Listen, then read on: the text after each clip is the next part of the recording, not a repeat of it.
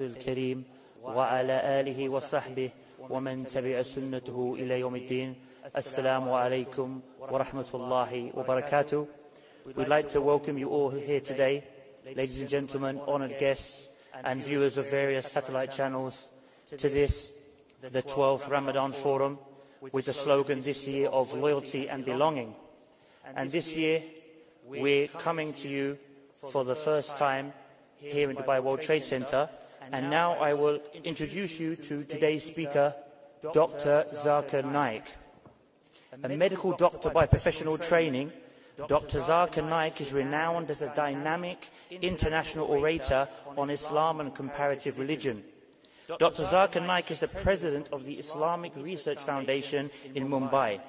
He is popular for his critical analysis and convincing answers to the challenging questions posed by audiences after his public talks. In the last 17 years, he has conducted over 2,000 public talks all over the world. Dr. Zakir Naik appears regularly on many international TV channels in more than 200 countries of the world. He is regularly invited for TV and radio interviews. More than 100 of his talks are available on DVDs and VCDs, and he has authored many books on Islam and comparative religion. He launched Peace TV English in January 2006, which is the largest watched Islamic as well as any religious satellite channel in the world. And with that, I hand over and invite Dr. Zakir Naik to the stage for his talk.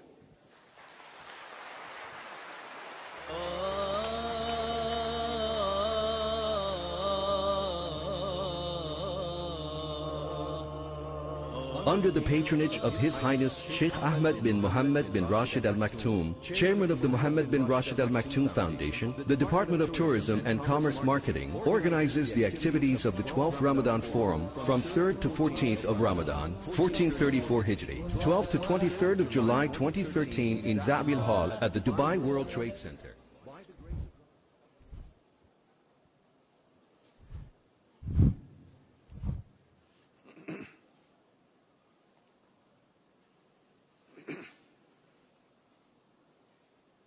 Alhamdulillah. Wassalatu wassalam ala Rasulillah wa ala alihi wa sahbihi ajmain. Amma ba'd. A'udhu billahi minash shaitanir rajim. Bismillahir rahmanir rahim. Awalam yaral lazina kafaru anna samawati wal arda kanat ratkan fataknahuma wajalna minal ma'i kulla shay'in hai afala yu'minun rabbi shrah li sadri wa yassir li amri wa halul 'uqdatam min lisani yafqahu qawli. My respected elders and my brothers and sisters, I welcome all of you with the Islamic greetings. Assalamu alaikum wa rahmatullahi wa barakatuh.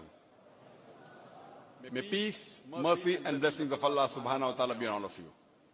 It's an honor and a pleasure for me to be invited for the second time in the Ramadan Forum organized by the Government of Tourism Dubai under the patronage of Sheikh Ahmed bin Mohammed bin Rashid Al Maktoum. And it's a pleasure for me always to keep on coming to the city of Dubai. The city of Dubai has become like my second home. The topic of this evening's talk of mine is Quran and modern science, compatible or incompatible. The glorious Quran is the last and final revelation of Allah subhanahu wa ta'ala, which was revealed to the last and final messenger prophet Muhammad, peace be upon him. For any book to claim that it is a message from Almighty God, for any book to claim that it is the word or revelation from Allah subhanahu wa ta'ala, it should pass the test of time. In the olden ages, it was the age of miracles. And the glorious Quran is the miracle of miracles. Later on came the age of literature and poetry. Muslim and non-Muslim Arabic scholars alike, they acclaim the glorious Quran to be the best Arabic literature available on the face of the earth. And Allah subhanahu wa ta'ala gives a challenge in the Quran, in Surah Baqarah, chapter number 2, verse number 23 and 24, which says, وَإِن كُنْتُمْ فِي رَيْبٍ مِّمَّا نَزَّلْنَا عَنْ عَبْدِنَا. And if you are in doubt as what we have produced to our servant from time to time, فَأْتُوا بِسُورَةٍ مِّن مِّثْلِهِ, produce a surah somewhat similar to it. وَادْعُوا شُهَدَاءَكُم مِّن دُونِ اللَّهِ إِن كُنتُمْ صَادِقِينَ, and call forth your helpers and protectors if there are any besides Allah, but if your doubts are true.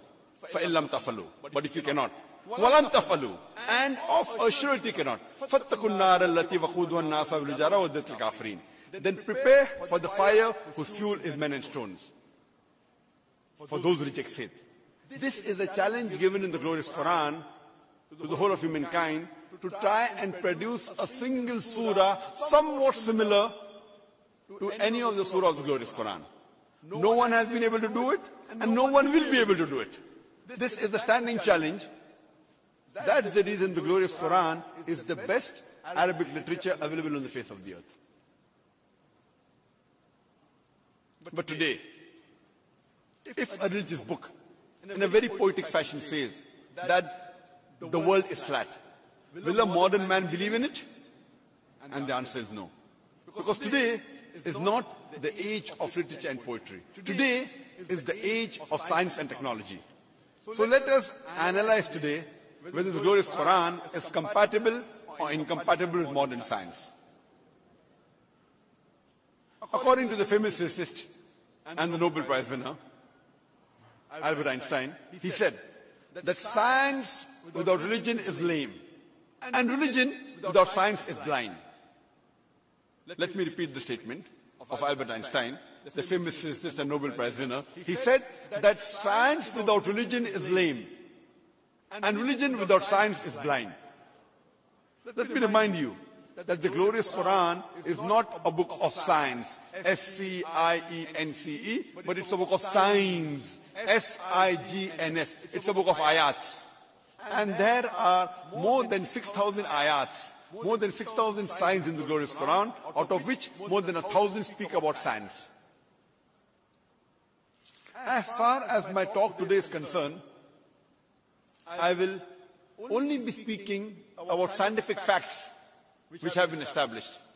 I will not be speaking about scientific theories and hypotheses, which all of us know very well, that many a times these theories and hypotheses, they take U-turn. In the field of astronomy, there were a couple of scientists who described about 40 years back how did the universe come into existence. And this they called as the Big Bang. And they said that initially our whole universe was one primary nebula. Then there was a secondary separation to the Big Bang, which gave rise to galaxies, gave rise to stars, sun, moon, and the planet on which we live. This they called as the Big Bang. What they discovered about 40 years back is already mentioned in the Quran 14 years ago. And I started my talk by quoting a verse of the glorious Quran from Surah Anbiya, chapter number 21, verse number 30, which says, "Avalam yaral lazina kafaru." Do not the unbelievers see? Anna samawati wal arda kanat ratkan fastaqnahuma, that the heaven and the earth were joined together and we clove them asunder. This Big Bang, what they came to know 40 years back about the creation of the universe, is already mentioned in the Quran 14 years ago. Previously, we human beings, we thought that the world was flat. It was in 1577 when Sir Francis Drake sailed around the earth that he proved that the earth was spherical. The Quran says in Surah Luqman, chapter number 31, verse number 29, "Alam tara anna Allaha yuliju layla fil nahari, yuliju nahara fil layli." It is Allah subhanahu wa ta'ala who merges the night into the day and merges the day into the night. This merging is a gradual and a slow process. The night gradually and slowly merges into the day, and the day gradually and slowly merges into night. This gradual change of night into day and day into night is only possible if the earth is spherical. If it was flat, it would have been a sudden change. Furthermore, the Quran says in Surah Az-Zumar, chapter number 39, verse number 5, that the day overlaps over the night and the night overlaps over the day. The Arabic word used here is kawara, which means to overlap, like how you overlap a turban onto the head. The same way the night overlaps onto the day and the day overlaps onto the night. This is only possible if the shape of the earth is spherical. Furthermore, the Quran says in Surah Naziyat, chapter number 79, verse number 30, وَالْأَرْضَ بَعْدَ ذَلِكَ دَحَاهَا. And thereafter, we have made the earth egg-shaped. The Arabic word dahaha, one of its meaning is an expanse, and the earth is an expanse. The other meaning is derived from the Arabic word duya, which means an egg. And we know today that the world is not completely round like a ball. It is geospherical in shape. It is starting from the pole and bulging from the center. And the Arabic word duya doesn't refer to a normal egg. It specifically refers to the egg of an ostrich. And if we analyze the shape of the egg of an ostrich, that too is geospherical in shape. Imagine, the glorious Quran describes the geospherical shape of the earth 1400 years back, which we came to know recently. Previously, we human beings, we thought that the light of the moon was its own light. It was recently, 200 years back, 300 years back, we came to know that the light of the moon is not its own light, but it's a reflected light of the sun. The Quran mentions in Surah Furqan, chapter number 25, verse number 61, blessed is he who has placed the constellation in the sky, who has made the constellation in the sky, and placed therein sun having its own light, and moon having a reflection of light. The Arabic word used for the sun in the glorious Quran is Shams, and its light is always described as Siraj, Wahaj or Diya, meaning a torch, blazing lamp or a shining glory. The Arabic word for moon is Qamar. Its light is always described as Munir or Nur, meaning borrowed light or reflected light. Nowhere in the Quran is the moonlight described as Siraj, Wahaj or Diya, meaning having its own light. It's always described as Munir or Nur, meaning borrowed light or reflection of light. And the same message is repeated in Surah Nuh, chapter number 71, verse number 15 and 16, that the light of the moon is its own light and the light of the sun is borrowed light. Previously, since the time of Ptolemy, in 2nd century BC, the scientists, they believed in a theory known as geocentrism. And they thought that the earth was the center of the universe and all the other planets and the sun, they revolve around the earth. It was in 17th century, in 1622, that Copernicus, he said that it is not the earth which is the center of the universe, it is the sun which is center of the solar system. And it is not the sun which revolves around the earth, it is the earth and the other planets which revolve around the sun. And later on in 1609, Johannes Kepler wrote in his book called Astronova Nova that not only do the planets revolve around the sun, but they also rotate about their own axis. And when I was in school, I had learned the same thing. But I had learned that the sun did not rotate about its own axis. The solar system revolved, but the sun did not rotate about its own axis, like the planets and the moon.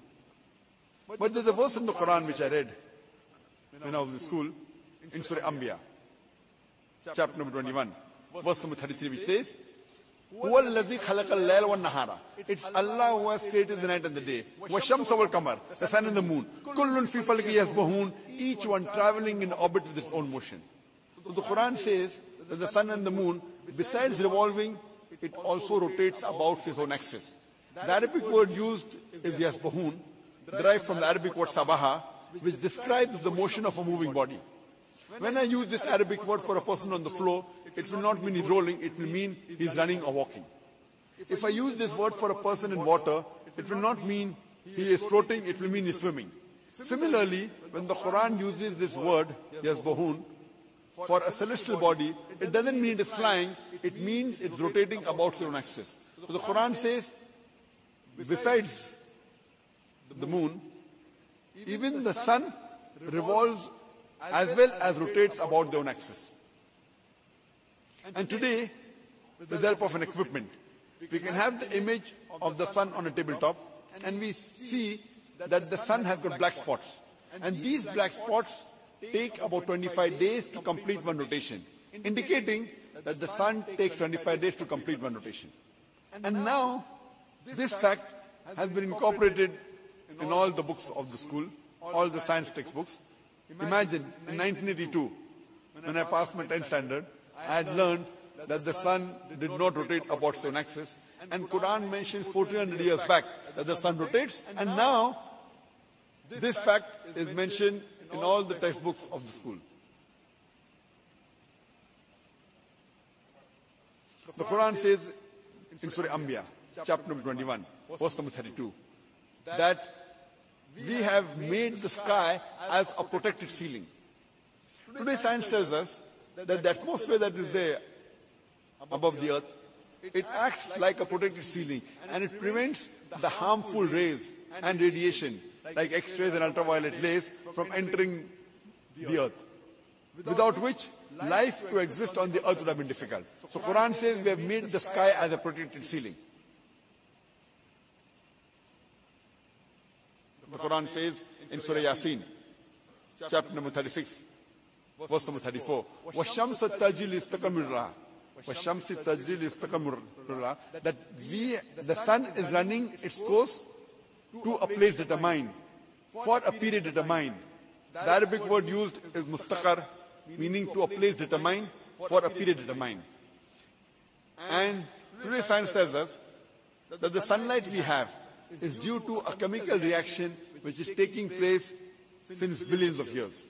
And one day, this chemical reaction will cease, and the sun will cease to exist, and so will life on the face of the earth. The scientists say that will take another billion years more. And today the science also tells us that the sun, along with the solar system, is going towards a point in the universe known as Alpha Lyra, point in the Hercules, at a speed of 12 miles per second.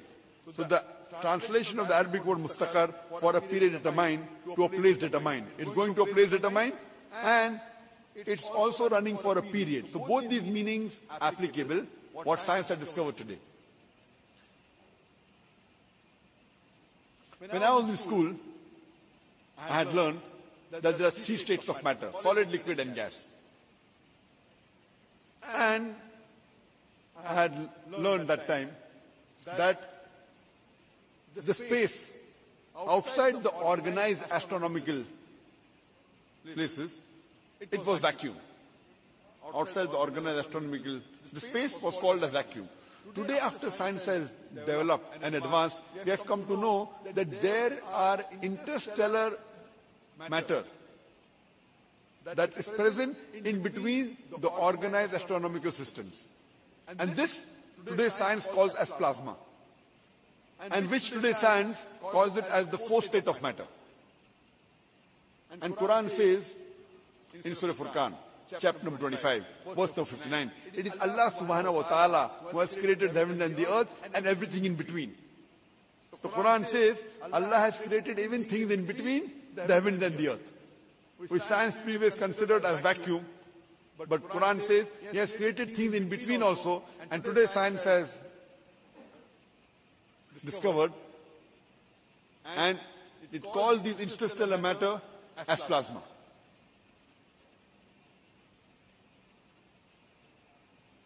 It was in the 20th century that Edwin Hubble, he discovered that the universe is expanding. It's receding. And the universe is keeping on enlarging and expanding. And Quran says in Surah Dariyat, chapter number 51, verse number 47, that we have created the vastness of space. The Arabic word is mu'suna, meaning the expanding, meaning the vast universe. So Quran says that the universe is expanding, which we came to know just recently. There may be many skeptics who will say it's nothing great that the Quran speaks about astronomy, because the Arabs were advanced in the field of astronomy. I do agree with them that the Arabs were advanced in the field of astronomy, but I like to remind them, it was centuries after the Quran was revealed that the Arabs become advanced in the field of astronomy. So it's from the Quran that the Arabs learn about astronomy and not the vice versa.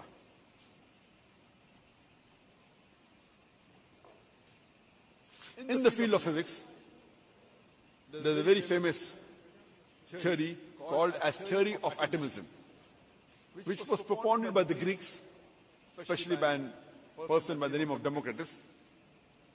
And this theory says that atom is the smallest part of matter.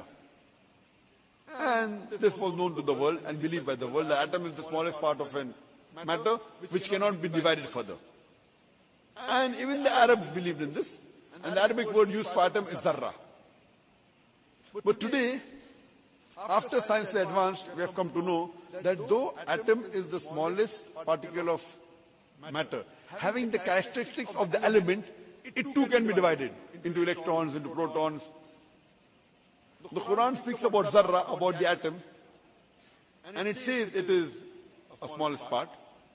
So people may think that the Quran is outdated after science advanced. In fact, if you read the Quran, it's mentioned in Surah Sabah, chapter number 34, verse number 3, that when they ask that when will the hour come, tell them it will surely come with the permission of thy Lord, who has in his knowledge the smallest detail of an atom, and in whose record is propitious things smaller and greater than the atom. So Quran says that in Allah's knowledge is detail of the smallest part like an atom, and in his record is clear things lesser and greater than the atom. So Quran says there are things which are lesser and greater than the atom, which we came to know recently. And the same message repeated in Surah Yunus, chapter number 10, verse number 61, that in Allah's record is propitious, clear, things smaller and greater than the atom. So the Quran is not outdated, the Quran is up to date, alhamdulillah.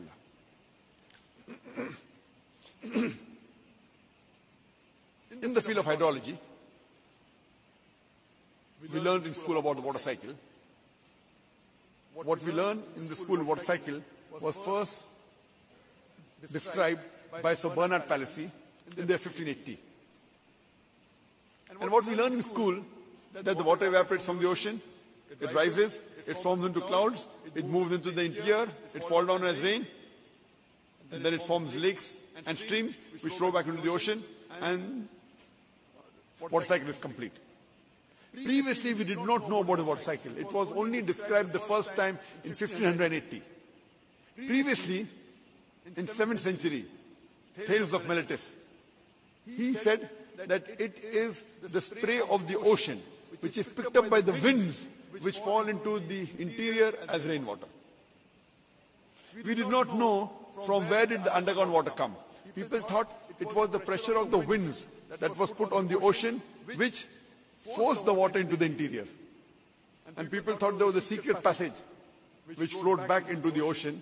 At the time of Plato, it was called as Tartarus. This was believed till as late as 17th century, even by scientists like Descartes. And Aristotle, his theory was that the mountain caverns, it stored water which fed to springs. Today we come to know that the underground water is due to the seepage of the rainwater in cracks in the ground, which we came to know recently. Quran mentions in Surah Furqan, and Quran also mentions in Surah Az-Zumar, chapter number 39, verse number 21, that seest thou not, it is Allah subhanahu wa ta'ala who sends down water from the sky and leads it in cracks in ground and causes sown field of varying colors to grow. The Quran says that the underground water is due to the seepage of the rainwater in cracks, which we came to know recently. Quran says in Surah Rum, chapter number 30, verse number 24, that it is Allah who sends down water from the sky and causes and gives life to the dead, gives life to the earth after it is dead. Quran says in Surah Mu'minun, chapter number 23, verse number 18, that it is Allah who sends the water from the sky, and is able to store the water and is even able to drain it. Allah says in Surah Hijr, chapter number 15, verse number 22, that we cause fecundating winds. The Arabic word used is lawaki, coming from the word lakaha, which means to fecundate. And today science tells us that the clouds, when they gather, the pollen that's picked up by the air, they act as, they go into the clouds, and because of which you find that the rainwater comes. And the rainwater is also due to the joining of the clouds. So these two processes is the reason how the water comes from the sky. The Quran says in Surah Rum, chapter number 30, verse number 48, that, is the microphone ready? Can I use it?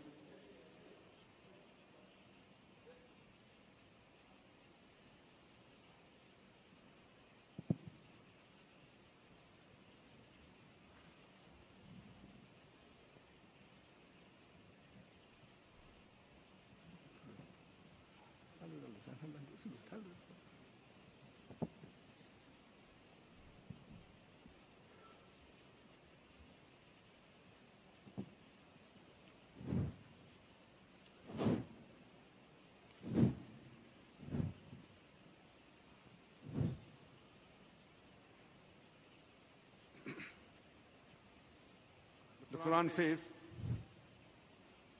Quran says in Surah Rum, can you increase the volume of it?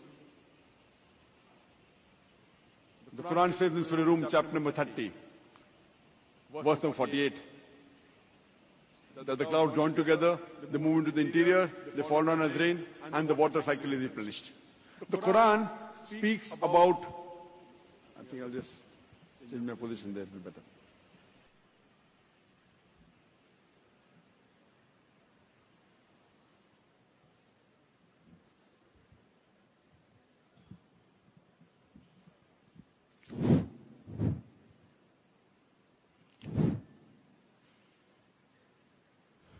The Quran speaks about the water cycle in great detail in several places. The Quran says in Surah Araf, chapter number 7, verse 57. In Surah Ra'd, chapter number 13, verse number 17. In Surah Furqan, chapter number 25, verse number 40 to 49. In Surah Fatir, chapter number 35, verse number 9. In Surah Yasin, chapter number 36, verse number 34. The Quran speaks of water cycle in Surah Qaf, chapter number 50, verse number 8 and 9.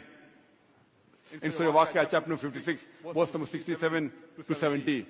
The Quran speaks of water cycle in Surah Mulk, chapter number 67, verse number 30. In Surah Tariq, chapter number 3, verse number 11. In several places, the Quran speaks about the water cycle in great detail.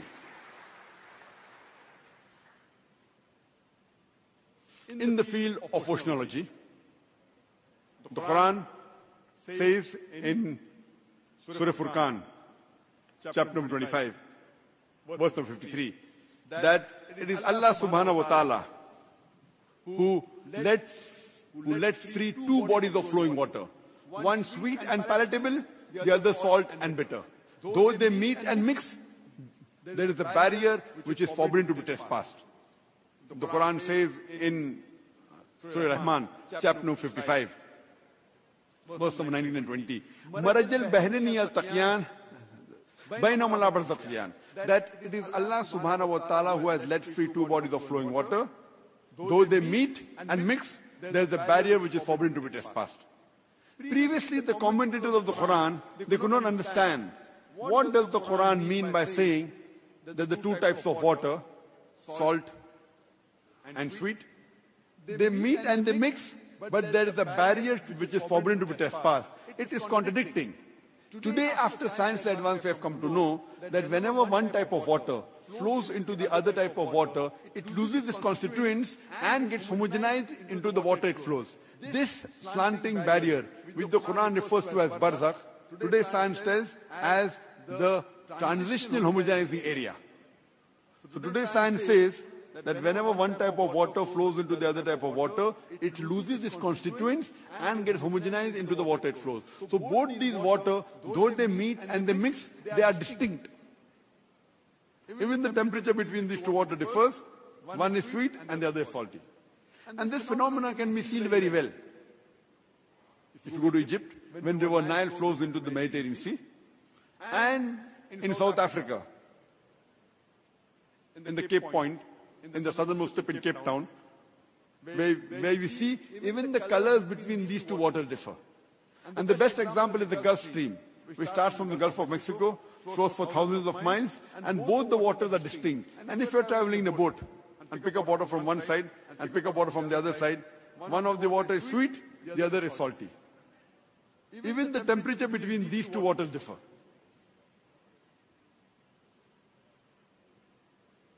In the field of hydrology,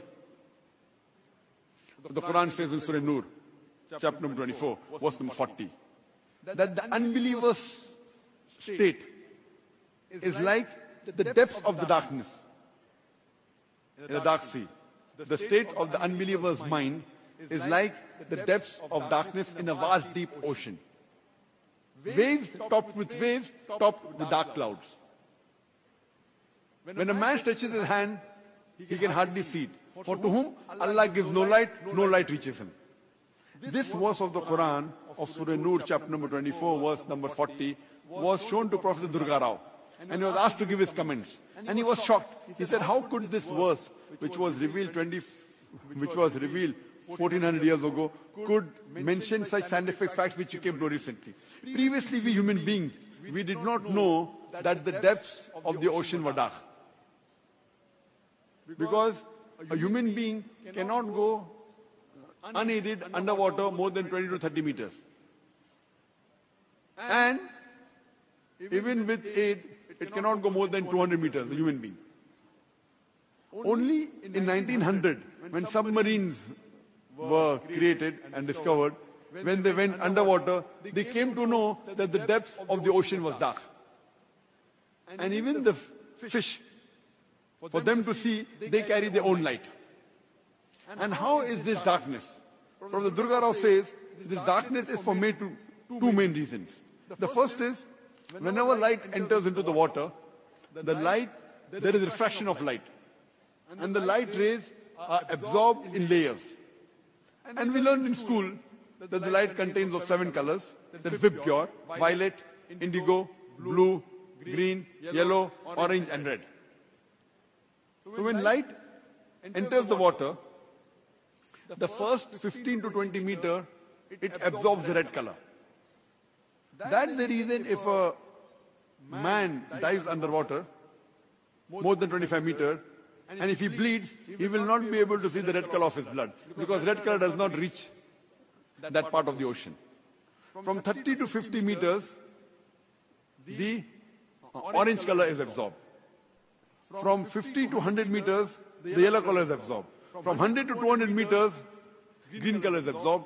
And beyond 200 meters, the blue color is absorbed. And violet and indigo is much above that. And if you go underwater more than 1,000 meters, it's completely dark. This was discovered only after science is advanced. This is the first reason of the darkness in the depths of the ocean. The second reason is that when sunlight is before reaching the earth, many a times it's obstructed by the clouds. And you find that there's a dark patch below the cloud. The light is absorbed by the clouds. Those light rays which are not absorbed by the clouds, it reaches the ocean. And many a times by the superficial waves on the top, it is reflected. The light is reflected and you see a shiny color on the ocean. The light is reflected. That light which is not reflected, it enters the ocean and is absorbed in layers.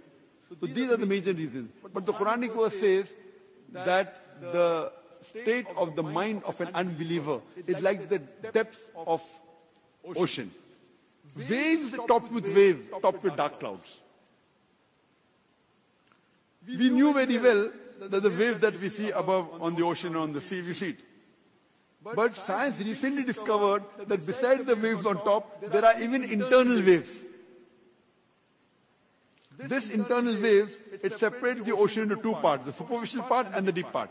The superficial part is warm and lit up, and the deep part is dark and it is cold. So the Quran says, wave topped with waves, topped with dark clouds. And if a man stretches his hand, he cannot see it. For whom Allah gives no light reaches. Prophet Durga Rao said that this information which is mentioned in the Quran cannot be written by human being. This book, the glorious Quran, has to be a divine revelation.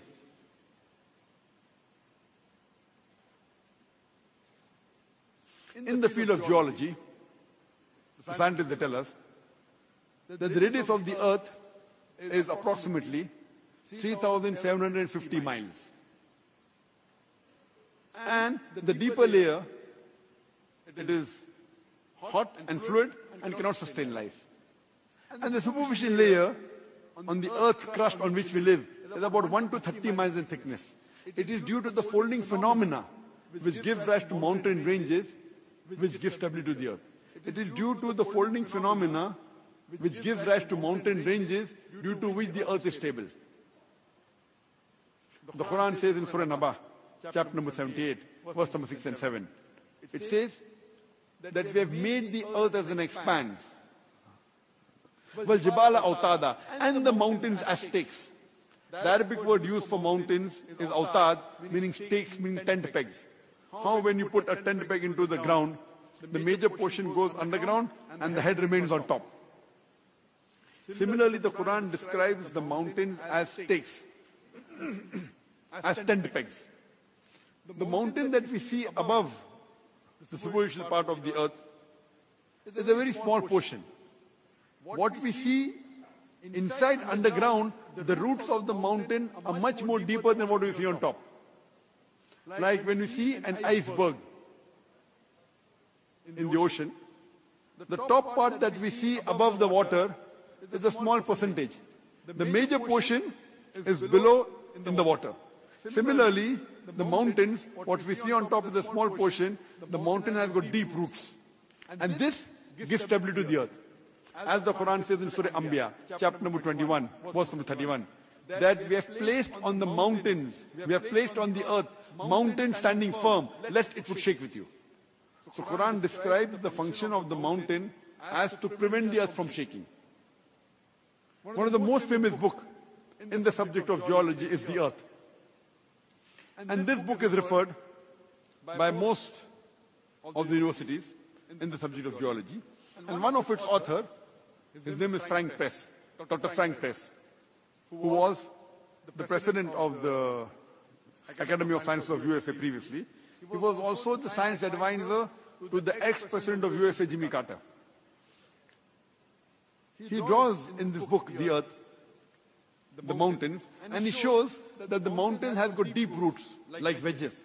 And he writes in this book that the function of the mountain is to prevent the earth from shaking. Exactly what the Quran says 1400 years ago.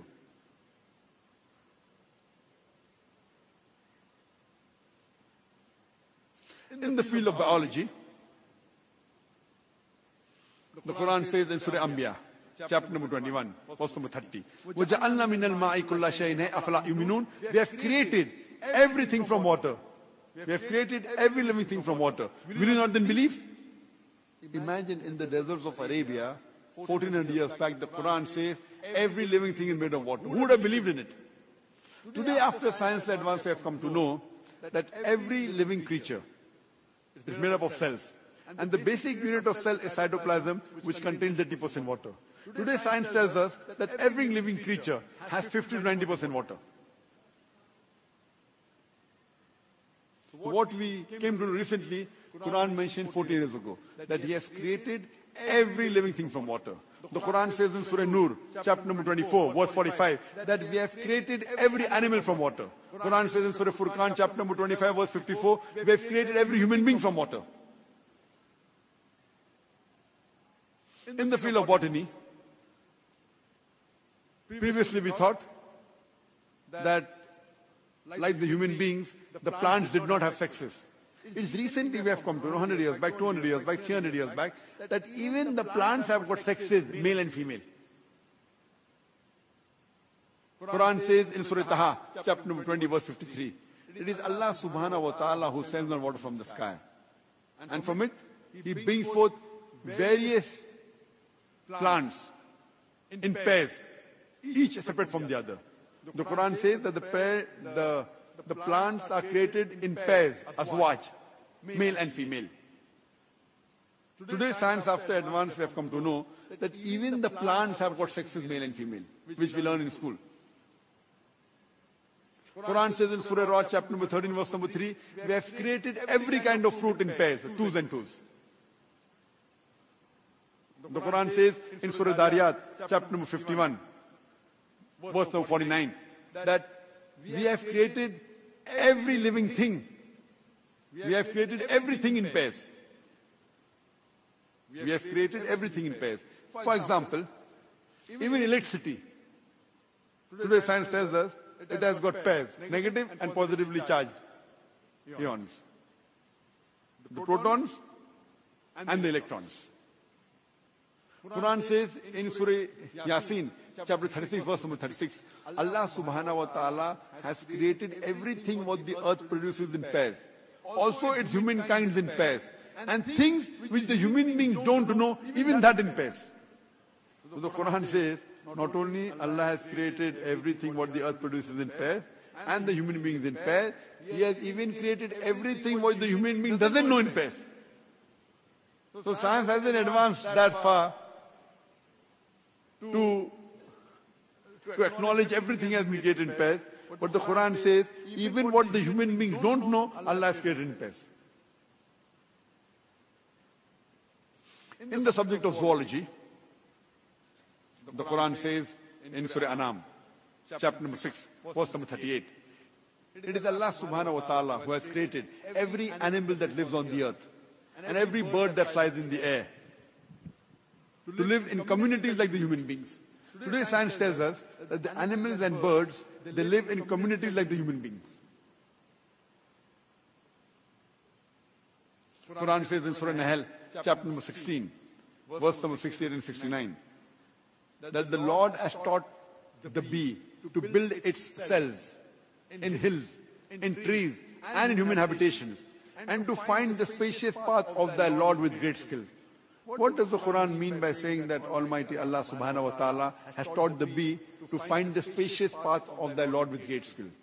Today, after science advance, we have come to know that whenever a bee finds a new flower or a new garden, it goes and tells its fellow bee the exact direction of the new flower or the new garden by a process known as bee dance. And Safwan Fresh, in 1973, he got a Nobel Prize for describing the behavior of the bee, which the Quran mentioned 1400 years ago. Further, in Surah Nahl, chapter number 16, verse number 68 and 69, the gender used for the female bee is Fasluki or Kuli, meaning a female gender. The Quran says the worker bees are female bees. Previously we thought it was the male bees which were the worker bee. No wonder Shakespeare, in his play Henry IV, he says that the soldiers, the male bees, the soldiers, they go out and they report to the king. But today science tells us it is not the male bee which are the worker bee, it is the female bees which are the worker bee, and they don't report to the king, they report to the queen. Imagine. Quran even mentions the gender of the bee as being a female. Quran says in Surah Ankabut, chapter number 29, verse number 41, that as to those who take for protectors anyone besides Allah subhanahu wa ta'ala, they build for themselves houses like that of the spider. For verily, the house of the spider is fragile and flimsy. Besides Quran saying that anyone who takes for protection, anyone besides Allah subhanahu wa ta'ala, they build for themselves houses like that of the spider, besides being the physical nature of the web as we know, it is very flimsy, it is fragile. Today science tells us that even the family relationships in the spider is not correct. Many a times, the female spider kills the male spider, and she is called as the black widow. So Quran not only describes the physical nature of the house built by the spider as being flimsy, it even talks about the family relationship as being weak. Quran says in Surah Namal, chapter number 27, verse number 17 and 18, that when Solomon, before Solomon marshaled his army of birds, men, jinns, and when they approached a lowly valley of ants, one of the ants said, "O ye ants, get into the human habitations, lest Solomon and his army will trample you beneath the feet." People may think, what kind of a fairy tale book is the Quran? The ants, they're talking among themselves. It sounds like a fairy tale book. Today, after science advance, we have come to know that the animal or insect which has the closest resemblance to the lifestyle of the human being, it is the ant. The ant buries the dead the same way as the human beings do. They have a sophisticated method of labor in which they have a manager, they have a foreman, they have a supervisor, they have workers.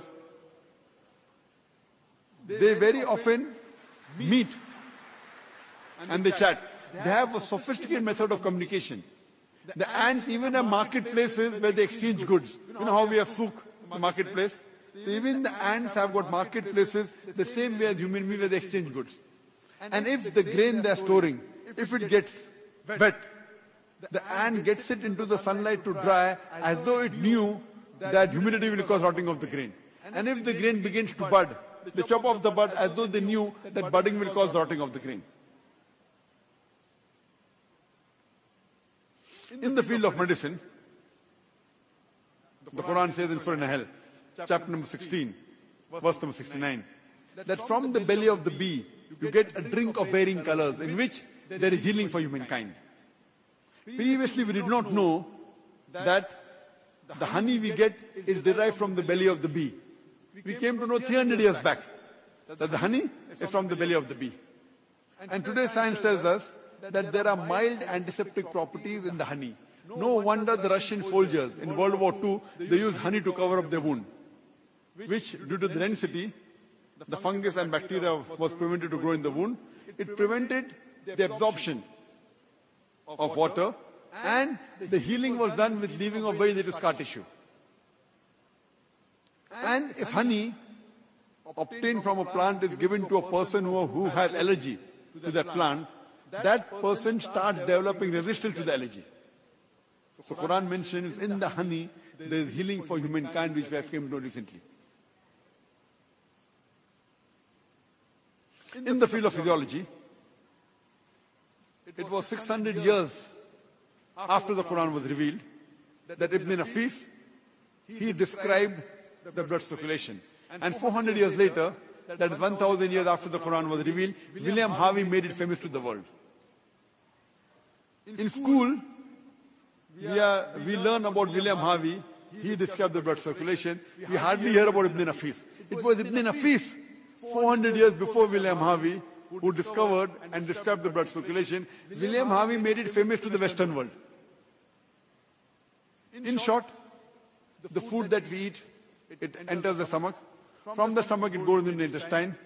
From the intestine, the food constituents enters into the bloodstream. And via the bloodstream, it goes to the various different organs of the body, including the mammary gland, which is responsible for the production of milk. The Quran mentioned the blood circulation and the production of milk in a nutshell. The Quran says in Surah Nahl, chapter number 16, verse number 66, verily in the cattle is a lesson for you. We give you to drink from what is within the body, coming from a conjunction between the constituents of intestine and blood, milk which is pure for you to have. The same message repeated in Surah Mu'minun, chapter number 23, verse number 21. Verily in the cattle is a lesson for you. We give you to drink from what is within the body, milk which is pure for you to have. And in the cattle there are various benefits, and all the meat you can eat. So Quran describes in a nutshell the blood circulation and the production of milk, which you came to know recently.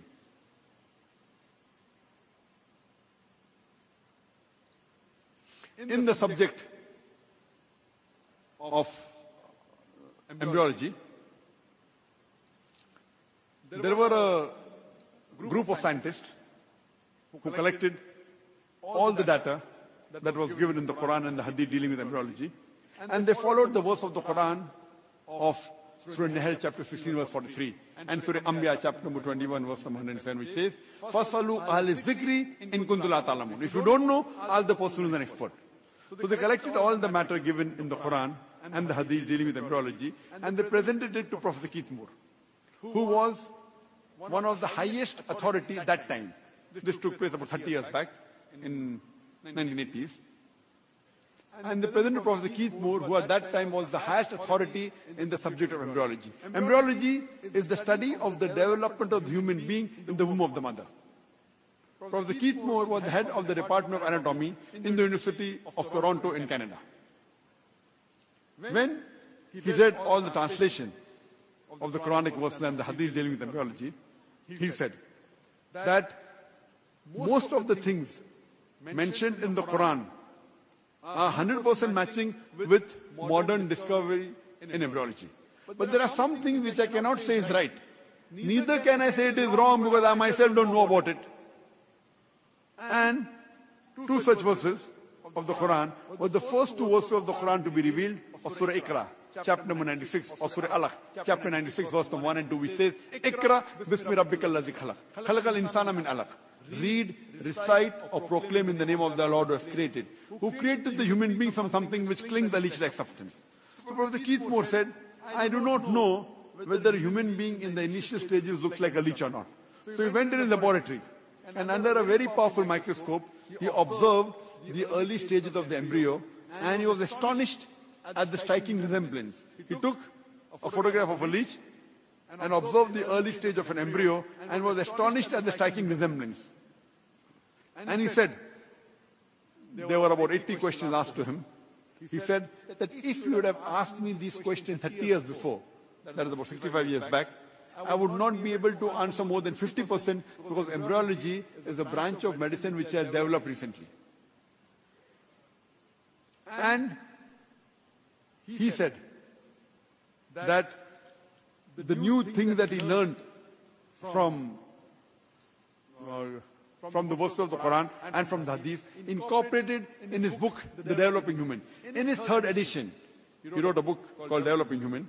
In the third edition, in 1982, after incorporating the new information he got from the Quran and the Hadith, he got an award for the best medical book written by a single author in the world that time.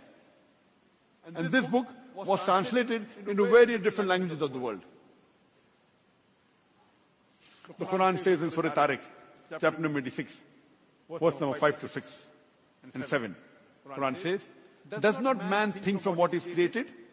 He is created from a drop emitted from a space between the backbone and the ribs. What does the Quran mean by saying human beings have been created from a drop which is emitted between a space between the backbone and the ribs? Today, after science advance, we have come to know that the genital organs in the adults, in the male and the female, they originate from a space between the backbone and the 11th and 12th rib. Exactly the same space where the kidney is present. And in the male, the genital organs, they descend before the human being is born. In the male, it descends down, and through the inguinal canal, it goes into the testicles. Inguinal canal, through the scrotum, it goes into the scrotum. The testicles descend down. And in the female, the ovaries descend to the true pelvis.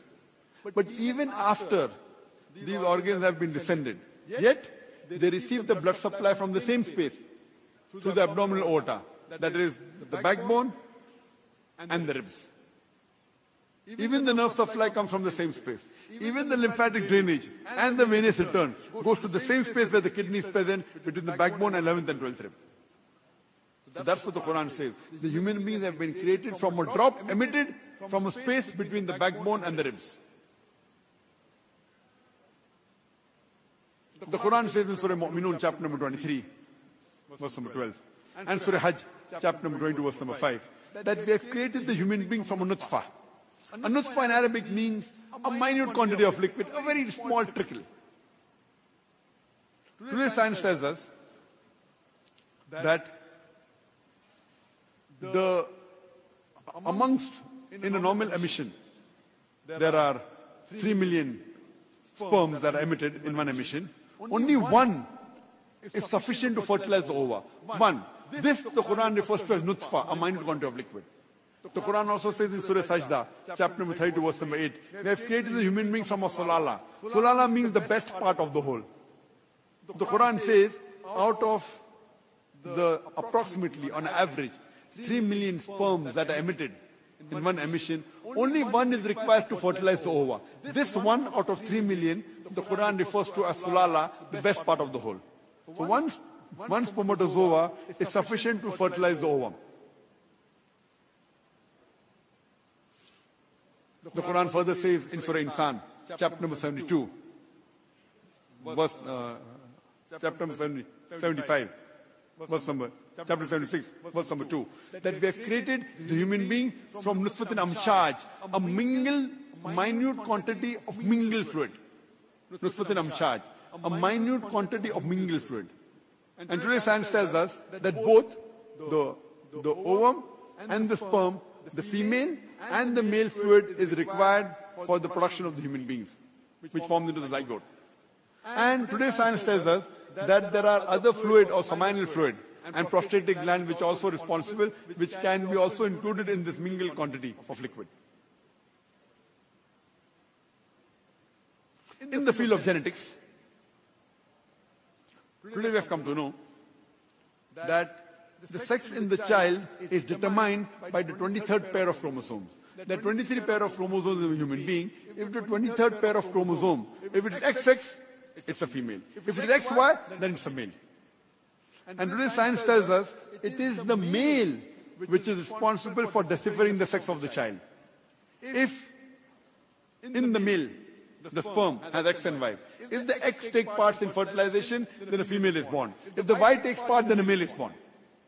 And Quran says this in Surah Najm, chapter 53, verse 46, that we have created the human beings into male and female from a minute quantity of liquid gushing forth from a male. The Arabic word is tumna, gushing forth from a male. So the Quran says it is the male fluid which is responsible for the sex of the child. Further is mentioned in the Quran in Surah Insan, Surah Qiyamah, chapter number 75, verse number 36, 37, 38, 39. That we have made the human beings from a minute quantity of liquid, from alaqa, then made it into a mudga, then gave it sex, male and female, from a minute quantity of sperm. The Arabic word is min man yumna, minute quantity of sperm. So Quran says it is the sperm which is responsible for deciphering the sex of the child.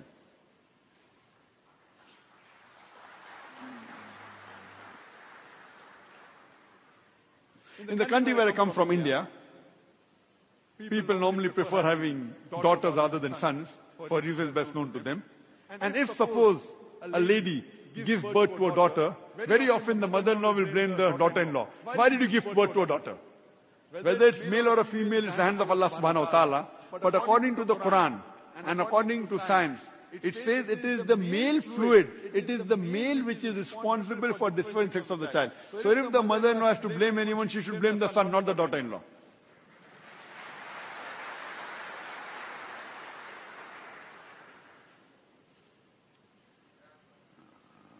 The Quran says in Surah Az-Zumar, chapter number 39, verse number 6, that we have created the human beings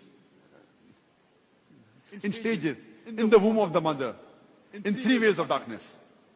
When Prophet Keith Moore was given this verse of the Quran, what does the Quran mean? That we have created the human beings in stages, in the womb of the mother, in 3 ways of darkness. So Prophet Keith Moore said that these 3 ways of darkness refers to the anterior abdominal wall, it refers to the uterine wall, and the amniochorionic membrane. So these 3 ways of darkness is mentioned in the Quran. Furthermore, the Quran describes the various embryological stages in great detail. In Surah Mu'minun, chapter number 23, verse number 12 to 14. The Quran says, we have created the human being from a minute quantity of clay. And we placed him in a minute quantity of liquid, nutfa. We placed this nutfa into a qarar makin, a place of security. Then we made the nutfa into alaqa, a leech-like substance. Then we made the nutfa into mudga, a chewed-like lump. Then we made the mudga into izama, that is bone. Then we clothed the bones with flesh, lahem.